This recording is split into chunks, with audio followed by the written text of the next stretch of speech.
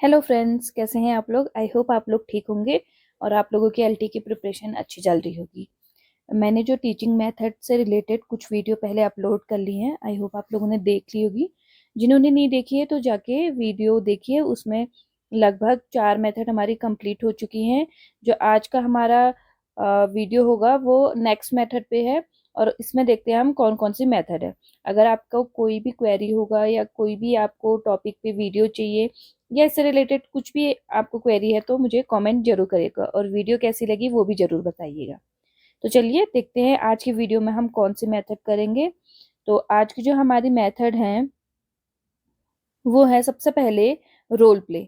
देखिए, role play को हिंदी में कहते हैं भूमि निर्वाह। अगर जिनको हिंदी में, वैसे मैंने पूरा टाइप हिंदी में कर रखा है ताकि जो हिंदी में समझते हैं उनको कोई दिक्कत ना हो। तो जो रोल प्ले है उसको कहा जाता है भूमि निर्वाह या अनुकरणीय या फिर पात्र अभिनय विधि। अब एग्जाम में हो सकता है भूमि निर्वाह आए, अनुकरणीय आए या पात्र अभिनय, कुछ भी इसका नाम आ सकता है। ये तीनों किसके नाम है? रोल प्ले के ही नाम है। तो जो हमारी ये मेथड है इसके बारे में हम आगे जानते हैं। तो इस विधि में होता क्या है, देखिए नाम से ही पता है, रोल मतलब किसी चीज का रोल करना है। जैसे आप लोगों ने फिल्म देखी होगी, नाटक देखे होंगे, उसमें क्या करते हैं, जो कैरेक्टर होते हैं, जो पात्र होते हैं, वो क्या करते हैं, कोई रोल करते हैं, मतलब उस इंसान का वो कैरेक्टर प्ले करते हैं। जैसे बच्चे महात्मा गांधी बनते हैं तो महात्मा नाटक होता है तो महात्मा गांधी का क्या प्ले करते हैं, जो उनका कैरेक्टर था उसे प्ले करते हैं। तो इसमें क्या होता है, इस विधि में जरूरी है कि आपके पास दो या उससे अधिक क्या होने चाहिए, बच्चे होने चाहिए, विद्यार्थी होने चाहिए। देखिए, सिंगल किसके साथ वो इंटरेक्शन करेगा, क्या वो रोल प्ले करेगा, क्या अकेला कोई नाटक होता है? नहीं, तो उसमें दो से अधिक लोग चाहिए, मतलब दो लोग तो चाहिए, फिर उससे ज्यादा जितने हो तो उतने हमें रोल प्ले में बच्चों की आवश्यकता होती है, सबसे पहला। दूसरा, इस विधि में और क्या क्या होता है, ये जो विधि है हमारी, ये जो मेथड है, ये छोटे और बड़े दोनों समूहों में इसको क्या करा जाता है, किया जाता है। मतलब दो आपने दो बच्चे लिए, उनमें क्या करा आपने कि भाई चलो ठीक है, आप एक महात्मा गांधी बन जाओ और एक उनके साथ जो रहते हैं वो बन जाओ। उन दोनों का कन्वर्सेशन दिखाया, उन उन दोनों का प्ले दिखाया। या फिर आप लोगों ने 5-6 लोगों का क्या करा, टीम बनाई और 5-6 लोगों की टीम में अलग अलग हर किसी को क्या दे दिए, पात्र दे दिए। तो वो क्या करेंगे, अपना अपना उसमें रोल या भूमिका अदा करेंगे। जैसे आप लोगों ने देखा होगा रामलीला, रामलीला में जो बच्चे होते हैं या जो भी वो रोल प्ले करते हैं, वो लोग क्या करते हैं, राम लक्ष्मण इनका क्या करते हैं, रोल तो प्ले करते हैं। वो एक तरह से बताते हैं कि उस समय की राम, उस समय जो ये चीजें हुई थी ये कैसे हुई थी। और तो कोई राम बनता है, कोई लक्ष्मण बनता है, कोई सीता, कोई भरत, शत्रुघ्न, रावण, तो वो सब उस चीज का, उस कैरेक्टर का रोल प्ले करते हैं। अब इसको, जैसे रामलीला हो गई वो बड़े समूह में किया जाता है और जो क्लास के हमारे नाटक होते हैं वो छोटे छोटे समूहों में हो जाते हैं। तो ये दोनों समूह में किया जाता है। तो ये पॉइंट आई होप आप लोग का क्लियर हुआ होगा। नेक्स्ट पॉइंट पे हम चलते हैं। तो नेक्स्ट पॉइंट है कि यह अभिनयात्मक विधि है। देखिए, अब जब मैंने आपसे कहा रोल प्ले है तो इसमें क्या करना है, अभिनय करना है, एक्टिंग करनी है। तो कैसी विधि है ये कि अभिनयात्मक विधि है, यानी एक्टिंग है इसमें। अब इसमें क्या है, इससे क्या होता है, इससे ज्ञानात्मक और सामाजिक कौशल क्या होता है, बच्चों में विकसित होता है रोल प्ले से।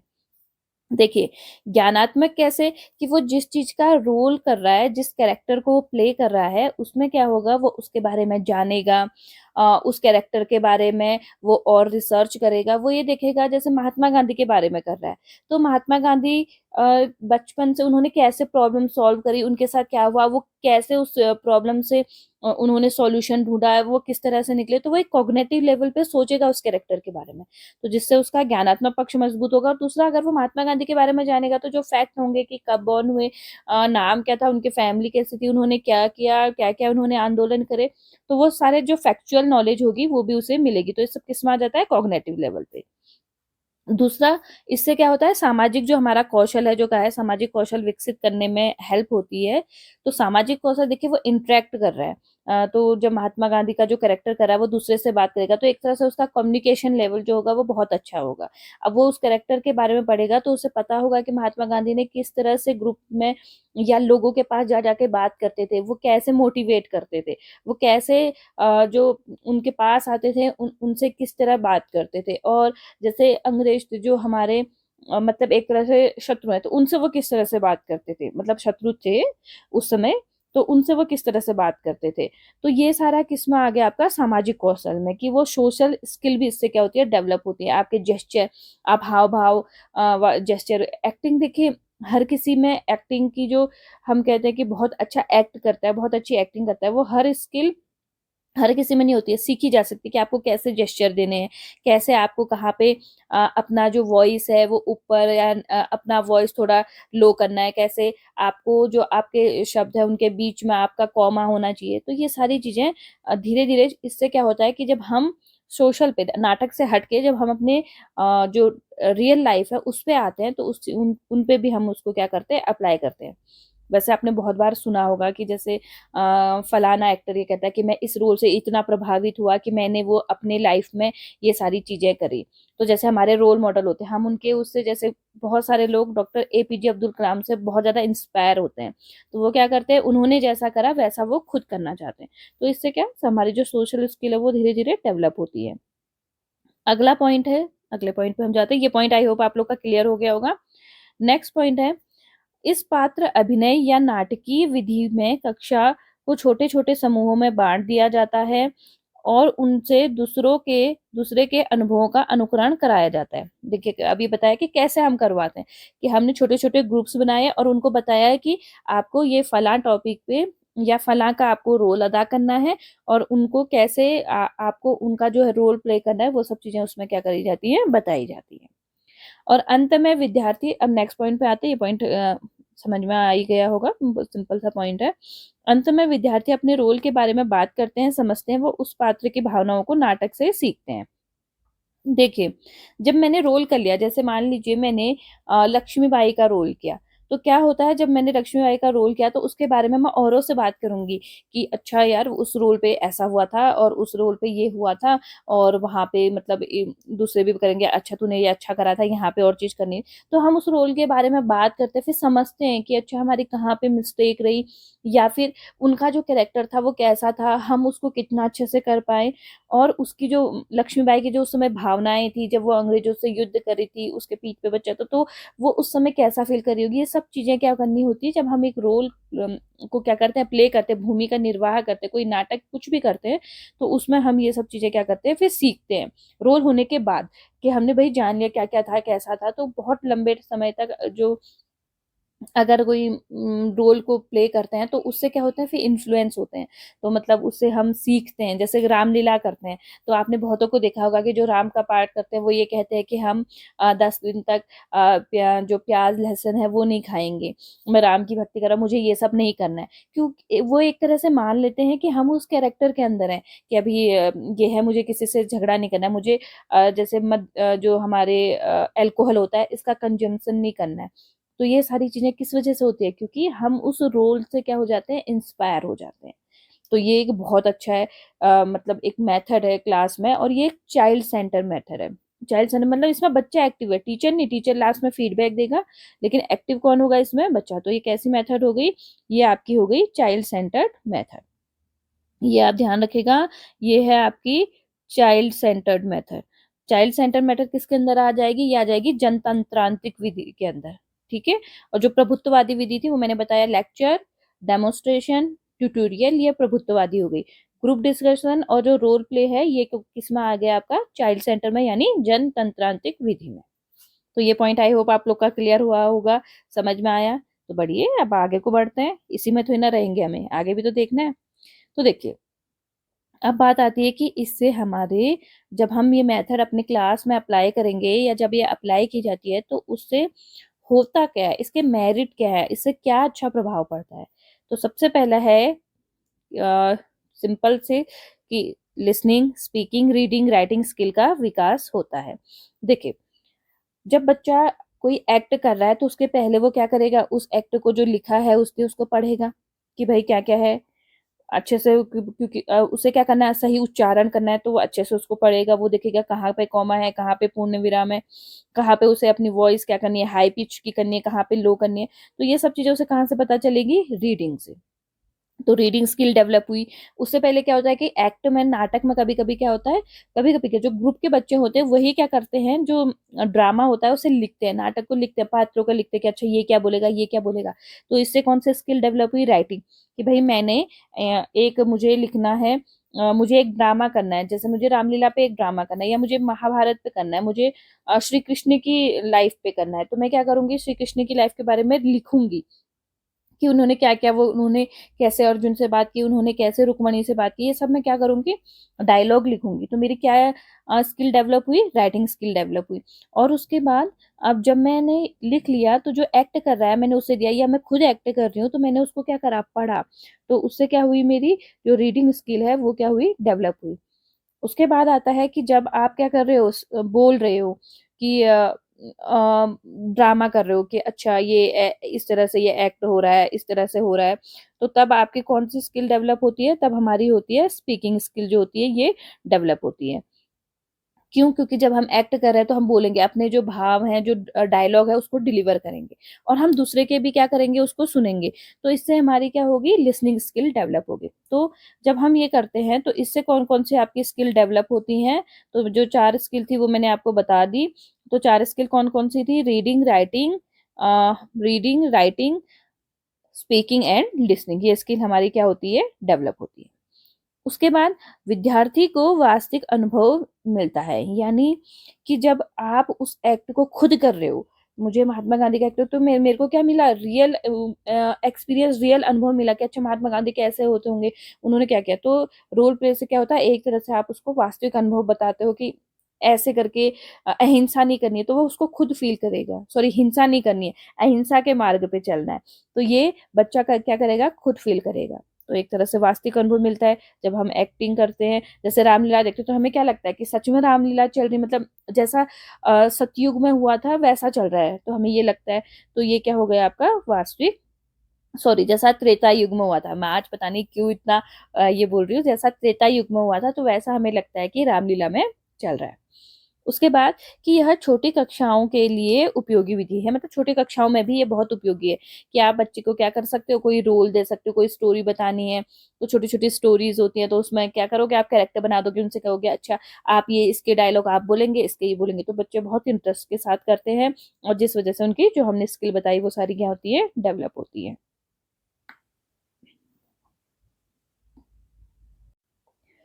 तो अगला जो हमारा पॉइंट है वो है कि यह मानवीय संबंधों से संबंधित विधि है। देखिए, जब हम किसी बच्चे के साथ या नाटक में हम क्या करते हैं, इंटरेक्ट करते हैं, तो उससे क्या होगा, दो लोगों के बीच में क्या होता है, संबंध बनते हैं कि जब हमारा किसी के साथ, एक फिल्म का एग्जांपल लेते हैं, जैसे कि एक फिल्म कंप्लीट होती है, तो उस फिल्म में जो करेक्टर है, जो हीरो हीरोइन होंगे, तो वो क्या करते हैं, अ, इतना टाइम तक वो मतलब एक्टिंग, 2 महीने 3 महीने या 1 महीने की जो फिल्म होती है उसमें क्या होते हैं, वो मतलब एक दूसरे से क्या हो जाते हैं, अच्छे से कनेक्ट हो जाते हैं, मतलब उनके वो एक दूसरे को जानने लग जाते हैं, जैसे दो बिल्कुल कभी नहीं जानने वाले लोग हैं, तो वो जब एक साथ काम करते हैं तो फिर धीरे धीरे क्या करते हैं, एक दूसरे को समझने लग जाते हैं, जानने लग जाते हैं। तो इससे क्या होता है, जो ह्यूमन रिलेशन है कि कि कैसे बात करनी है, या फिर हमारी जो फ्रेंडशिप है, वो सारी चीजें क्या हो जाती है, इससे इंक्रीज हो जाती है। तो हम इसको लेते हैं कि इसके अंदर मानवीय संबंधों से संबंधित विधि है। अगला हम अगर इसमें जाएं, तो अगला इसका पॉइंट कहता है कि छात्रों को अपने मन में की भावनाओं और संवेगों को व्यक्त करने का मौका मिलता है। ये अंडरस्टूड सी बात है कि अगर जब आप एक्टिंग करोगे, जब आप रोल प्ले करोगे, कुछ भी करोगे, तो वो अपने अंदर से क्या भावनाएं, जो उसे लगता है कि मैं बहुत अच्छा कर सकता हूँ या मैं बहुत अच्छा एक्ट कर सकता हूँ, तो उसमें वो पूरा एफर्ट डालेगा। तो जो उसकी फीलिंग्स होंगी, जितने इमोशन होंगे, वो सब क्या करता है, वो उसको व्यक्त करने का मौका मिल जाता है उस एक्ट के माध्यम से। उसके बाद अलग तरीके से सोचने का मौका मिलता है। देखिए, जब आप किसी रोल को प्ले कर रहे हैं, तो उस प्रॉब्लम को, अगर आपने वो रोल प्ले नहीं किया, तो हो सकता था उस प्रॉब्लम को आप किसी और तरीके से सोचते। लेकिन जब आप जिस कैरेक्टर का वो रोल प्ले कर रहे हैं, जिस इंसान का कर रहे हैं, तो आप समझेंगे कि अच्छा उसने कैसे सोचा था, और जो दूसरा है वो उसके बारे में कैसे सोच रहा था, क्योंकि 4-5 लोगों का ग्रुप है, तो एक अलग पॉइंट ऑफ व्यू मिल जाता है। क्या मिल जाता है, एक अलग पॉइंट ऑफ व्यू मिल जाता है कि अलग अलग तरीके से सब सोचते हैं कि किस तरह से इस प्रॉब्लम से सॉल्व होगी, किस तरह से ये एक्ट करना चाहिए। तो क्या होता है, कॉग्निटिव लेवल पे बहुत ज्यादा वर्क होता है। तो ये इसके क्या हो गए, मेरिट हो गए। तो यहाँ तक आप लोगों को आई होप अच्छे से समझ में आया होगा। सिंपल मेथड है, बहुत अच्छी मेथड है, और इससे रिलेटेड क्वेश्चन आपसे पूछे जा सकते हैं। नेक्स्ट हम आते हैं, देखिए हर सिक्के के दो पहलू, तो इसके भी कुछ ना कुछ क्या होंगे, दोष होंगे। तो सबसे पहला है जिसपे हम जाते हैं कि हम क्या करते हैं ना, एक आर्टिफिशियल इन्वायरमेंट बना देते हैं, कृत्रिम मतलब हमारे द्वारा बनाया हुआ, जिससे कि हम वास्तविक रूप कभी नहीं दे सकते। जैसे मैंने कहा कि महात्मा गांधी के अगर हम बारे में बता रहे हैं, उनके आंदोलन के बारे में, तो वो रियल नहीं है। रियल में जिन्होंने देखा वो उस समय देखा, उसके बाद हम उसको रियल नहीं दिखा सकते। वो हम क्या कर रहे हैं, एक कृत्रिम वातावरण बना रहे हैं जो कभी भी आप हमें वास्तविक रूप से मतलब पूर्ण रूप से संभव है ही नहीं। आप उसको वास्तविक बना ही नहीं सकते। रामलीला का कैरेक्टर हो गया, उसको आप कभी भी वास्तविक नहीं बना सकते हैं। वो एक तरह से क्या रहेगा, आर्टिफिशियल रहेगा। और अगला ये पॉइंट हमारा कंप्लीट हुआ। नेक्स्ट पॉइंट कि होता क्या है कि कुछ विद्यार्थी बहुत शर्मीले स्वभाव के होते हैं। मतलब कि होता है ना, हर बच्चा ऐसा नहीं होता कि फ्रैंक बिल्कुल जाके स्टेज में बिल्कुल परफॉर्म कर दे रहा है एंड देन क्लैपिंग हो रही है। ये सारे बच्चे नहीं होते हैं। कुछ बच्चों का कैसा होता है, शाई नेचर, उनको अच्छा लगता है कि अच्छा ठीक है कि कोई मेरा नाम ना ले, नहीं मुझे नहीं डांस, नहीं मुझे नहीं ये रोल प्ले करना, मैं चुपचाप पीछे से देख के ताली क्लैपिंग बजाऊंगा। तो कुछ बच्चे इस टाइप के होते हैं। तो जो बच्चे इस टाइप के होते हैं तो उनके लिए ये मेथड उतनी काम नहीं करती है। मतलब इससे ये होता है कि अगर आप उन पे अप्लाई करो तो हो सकता है कि उनका कॉन्फिडेंस लेवल इनहेंस हो और उनका जो शाई नेचर है वो थोड़ा कम हो जाए, लेकिन थोड़ा टाइम लगता है। और कुछ में क्या होता है कि वो नहीं खत्म होता है, वो हमेशा रह जाता है। तो जिस वजह से क्या होता है कि सभी बच्चों पे ये मेथड अप्लाई नहीं हो पाती। दूसरा कि यह विधि ज्यादा समय लेती है। अगर आपको देखिए महात्मा गांधी का या महाभारत का टॉपिक बताना है, तो उसके लिए आपको बच्चों को पहले प्रिपेयर करना होगा। रोल मतलब जो रोल है उसको प्ले करें, उसके लिए प्रिपेयर करना होगा। उसके बाद आपको बच्चे को कहना होगा कि अपने डायलॉग डिलीवरी सब ये अच्छे से पूरा नाटक देखना होगा। देन फिर आपका क्या होगा, जो रोल होगा वो प्ले होगा। तो वो महाभारत का जो चैप्टर है उसको कंप्लीट करने में काफी टाइम लग जाएगा। तो ये कैसी मेथड हो गई, टाइम कंज्यूमिंग मेथड हो गई। मतलब इसमें बहुत ज्यादा क्या लगता है, टाइम लगता है। उसके बाद अगला है कि यह बड़े बच्चों के समूह के लिए यह विधि उपयोगी नहीं है। देखिए, जो बड़े समूह के लिए यह विधि उपयोगी नहीं है। ये छोटे बच्चे बड़े बच्चे हर किसी के लिए उपयोगी है, लेकिन बड़े समूह, मान लीजिए 50 बच्चों का ग्रुप है, तो वहां पे ये नाटक रोल प्ले करवाना बहुत मुश्किल हो जाता है। तो वहां पे ये बिल्कुल भी एप्लीकेबल नहीं होती है। इसके बाद देखिए, अक्सर बच्चों पर मंच में प्रस्तुति का दबाव बना रहता है। होता क्या है, बच्चों को हम, जैसे आपके अंदर भी होगा, एक स्टेज फियर कहते हैं, मतलब मंच में जाने का डर। हर किसी को लगता है कि अगर आपसे बोला जाए कि भाषण देना है तो उससे पहले थोड़े पैर कांपते हैं, स्वेटिंग होने लगती है, पसीना आने लग जाता है, और आवाज थोड़ी अजीब सी हो जाती है। तो ये सारा जो किस वजह से होता है, हम पे प्रेशर रहता है कि हम मंच पे कैसा परफॉर्म करेंगे, लोगों के सामने कैसा करेंगे। वो कोई भी हो, भले अभी भी किसी में कितना ही कॉन्फिडेंस हो, हल्का सा वो मंच पे जाने पे वो फियर बना रहता है, जो कि अच्छा है। लेकिन क्या होता है कि इस वजह से बच्चे पे कभी ज्यादा प्रेशर बन जाता है, ज्यादा दबाव बन जाता है। तो बच्चा क्या हो जाता है, एक तरह से प्रेशर में रहता है। और मैंने कहा जो शाई बच्चे हैं, अगर शाई बच्चों ने कोई रोल प्ले किया, मान लीजिए कोई शाई नेचर के बच्चे हैं, उन्होंने रोल प्ले करा, लेकिन वह उस रोल पे बिल्कुल भी अच्छा नहीं कर पाए। वो उस रोल पे जाके उन्होंने मतलब मान लो रायता फैला दिया, अच्छा नहीं करा, तो क्या होगा, वो लाइफ टाइम वो उस प्रेशर में रह जाएंगे, और वो मतलब बाद में कभी उस स्टेज पे जाना पसंद नहीं करेंगे।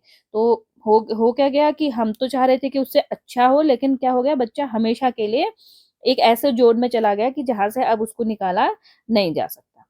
तो ये एक प्रेशर बना रहता है। तो इसलिए जो रोल है उसका एग्जीक्यूट होना बहुत जरूरी है, ताकि ये जो वर्ड है ना, दबाव, ये ना बने बच्चे पे। तो ये मेथड आई थिंक, सॉरी, ये पॉइंट आपको समझ में आया होगा। अब नेक्स्ट में पॉइंट में चलते हैं।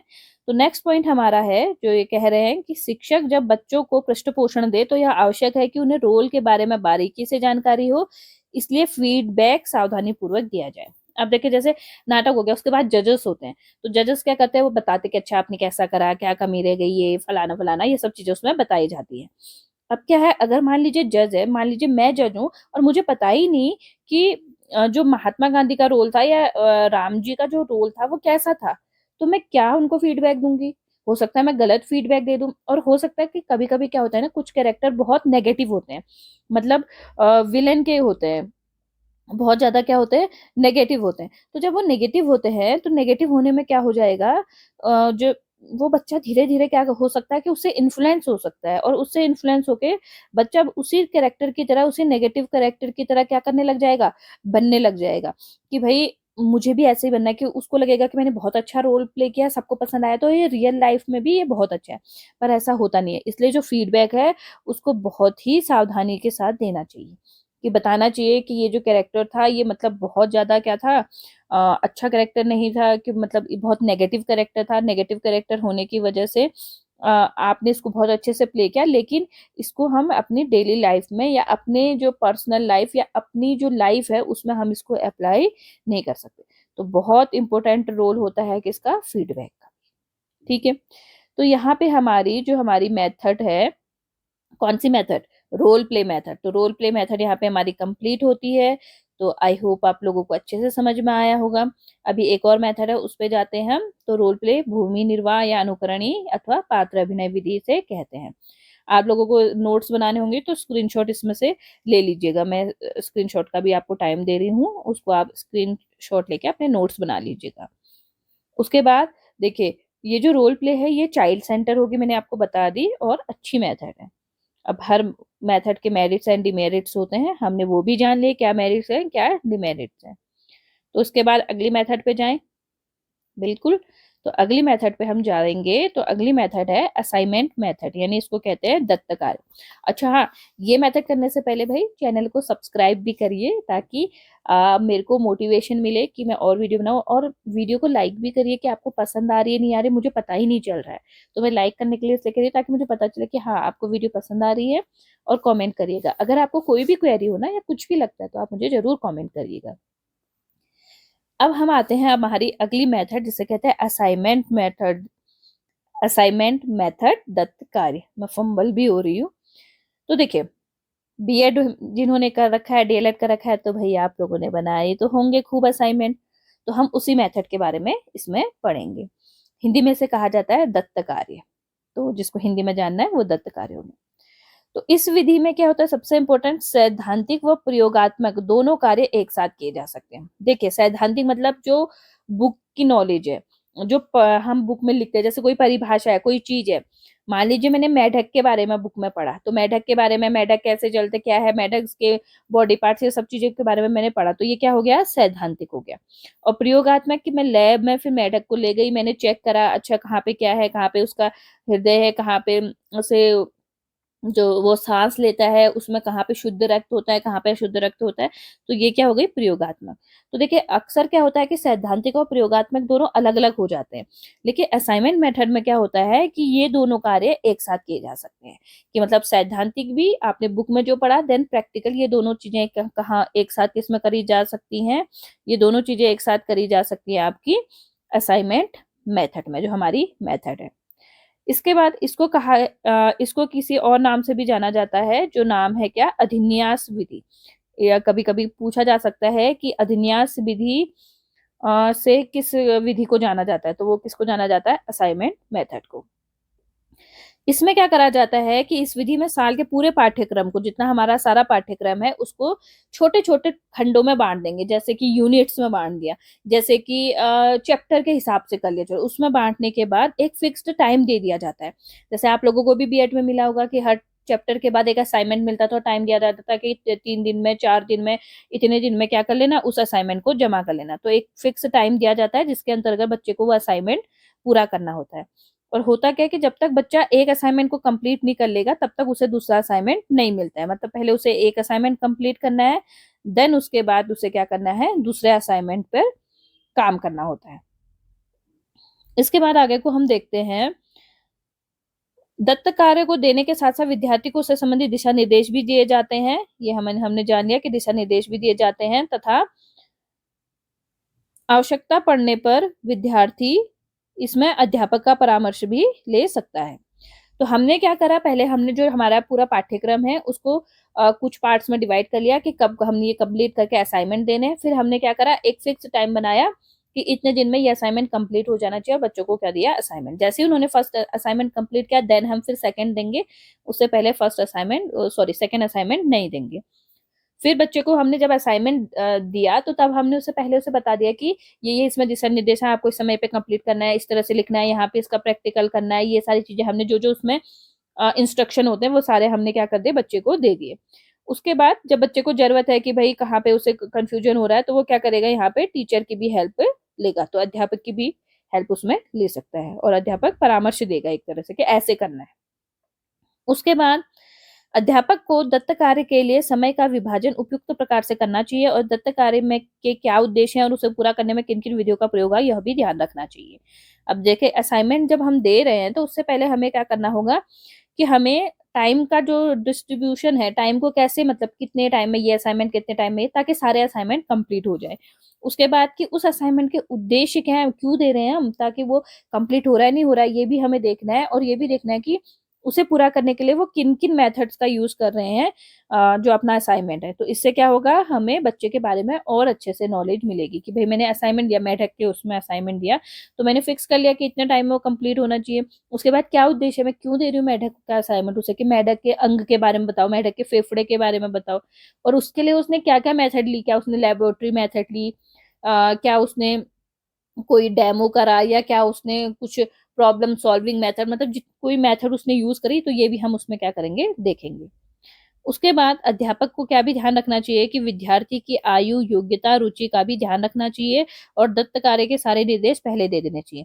भाई टीचर को पता होना चाहिए कि बच्चा किस एज का है, उस हिसाब से उसमें असाइनमेंट होने चाहिए, उसकी क्या एबिलिटी है उस हिसाब से होनी चाहिए, उसमें क्या इंटरेस्ट है इस हिसाब से कि है इंटरेस्ट इस उसमें या नहीं है, और सारे जो दिशा निर्देश हैं वो कब दे देने चाहिए, पहले दे देने चाहिए। असाइनमेंट देने से पहले सारे दिशा निर्देश हमें दे देने चाहिए। ये थोड़ा जो प्रिकॉशन है वो टीचर ने इसमें लेना होता है और ये चीजों का ध्यान रखना होता है। तो ये थे हमारे असाइनमेंट मेथड। अभी इसके हम मेरिट डिमेरिट पढ़ेंगे। तो असाइनमेंट मेथड में क्या हुआ, मैंने आपको बता दिया, पाठ्यक्रम को हम डिवाइड कर देते हैं और बच्चे को दे देते हैं एक टॉपिक पे, कि इस टॉपिक पे आपको लिखना है। जैसे मान लीजिए मैंने बच्चे को दिया कि आप, अब असाइनमेंट बनता कैसे, जैसे मैंने बच्चे को दिया कि आप लिखो मेढक के अंग। तो पहला क्वेश्चन हमारा हो जाएगा कि मेढक में आपके अंग, कौन कौन से अंग होते हैं मेढक के अंग। अगला हमारा हो जाएगा, मेढक के अंग के बाद हमारा हो जाएगा कि मेढक में फेफड़े कहाँ पे होते हैं। फेफड़े के बाद मेढक जो है वो श्वास कैसे लेता है। श्वास लेने के बाद मेढक में शुद्ध रक्त कहाँ पे होता है, शुद्ध रक्त कहाँ पे होता है। ये सारी चीजें, तो बहुत सारे ऐसे क्वेश्चन हम बनाएंगे, तब जाके हमारा जो असाइनमेंट होगा वो क्या हो जाएगा, कंप्लीट हो जाएगा।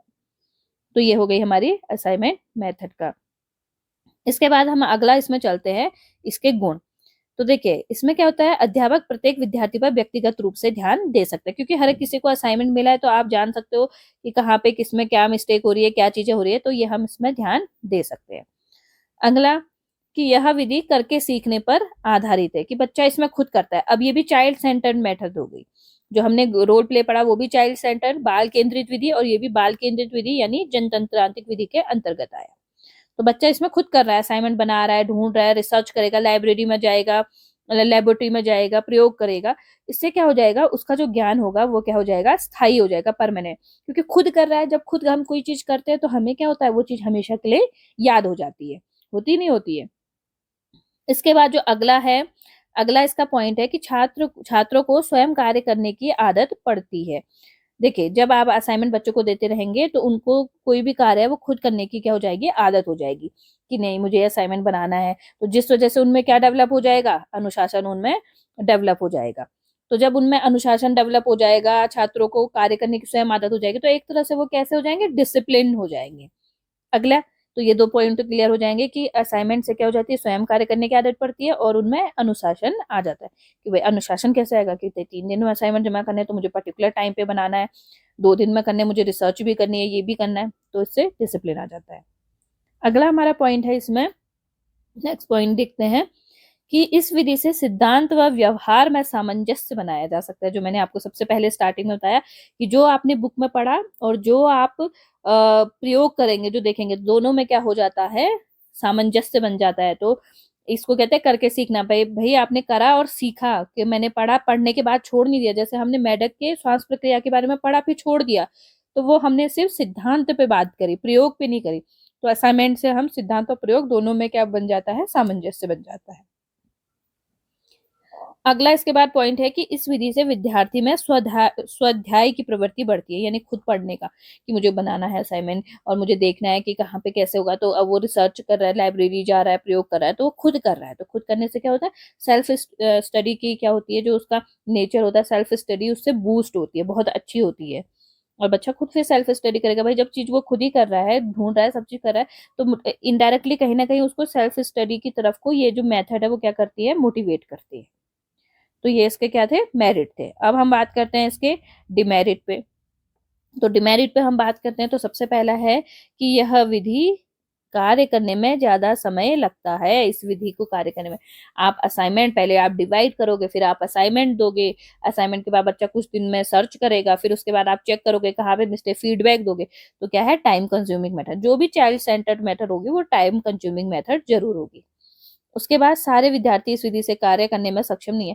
वे किसी को नहीं समझ में आ रहा, ठीक है, मेढक के अंगश्वास के बारे में उसको सैद्धांतिक रूप से समझ में नहीं आया, तो क्या असाइनमेंट बनाएगा। हो सकता है कुछ बच्चे मंद बुद्धि के होते हैं, उनका आईक्यू लेवल कम होता है, तो जिनका आईक्यू लेवल कम होगा उनको कहाँ से ये चीज समझ में आएगी। तो सारे विद्यार्थी पे हम ये चीज अप्लाई नहीं कर सकते। और अगला पॉइंट जो हमारा कह रहा है कि संपूर्ण पाठ्यक्रम इस विधि से नहीं कराया जा सकता। ये आप खुद इस बात को जानेंगे कि पूरे पाठ्यक्रम में हम असाइनमेंट मेथड नहीं प्रयोग कर सकते हैं, और सारा पाठ्यक्रम इस विधि से पढ़ाया नहीं जा सकता। अगला इसका लास्ट पॉइंट है, इसके लिए अच्छे पुस्तकालय तथा प्रयोगशाला की आवश्यकता होती है, जो अधिकांश विद्यालय में उपलब्ध नहीं है। अगर आप भी अपने अपने स्कूल को, जहां से आपने पढ़ा है, उसको देखें तो क्या देखेंगे कि कुछ आप लोगों के तो विद्यालय में कुछ कुछ के क्या होंगी, अच्छी लाइब्रेरी होंगी, अच्छी लेबोरेटरी होंगी, लेकिन हर जगह पे ये अवेलेबल नहीं होती है। तो जिस वजह से अब बच्चा कहाँ से रिसर्च करेगा, जो उसके पास बुक है वही तो बची ना। अब लाइब्रेरी है ही नहीं, पुस्तकालय है ही नहीं, तो अन्य बुक कहाँ से देखेगा। अगर लैब है ही नहीं तो वो प्रैक्टिकल कहाँ करेगा, कैसे वो असाइनमेंट वर्क को प्रॉपर उस मेथड का जो एम है, जो उसके ये करने से हो जाएगा, उसको कैसे अचीव कर पाएगा, नहीं कर पाएगा। तो ये हर विद्यालय में ये उपलब्ध नहीं होता है। तो ये थी हमारी assignment method and role play method, जिसके बारे में हमने आज डिस्कस करा। किसी को कोई भी क्वेरी हो तो कमेंट करिएगा। वीडियो कैसी लगी वो जरूर बताइएगा। अब देखते हैं कि एलटी की वैकेंसी कब तक आती है, तब तक हम प्रिपरेशन अपने स्टार्ट रखते हैं। एकदम से आ गई तो फिर उसके बाद तो कब क्या करें, ये सब चीज़ें हो जाएंगी। तो इसलिए आप अपने टाइम से प्रिपेयर होते रहिए, और मेरी सिंपल सी बात, मेहनत करते रहिए, सफलता तो मिलनी ही है। और उसके बाद अगले वीडियो में मिलते हैं, तब तक बने रहिए और बाय।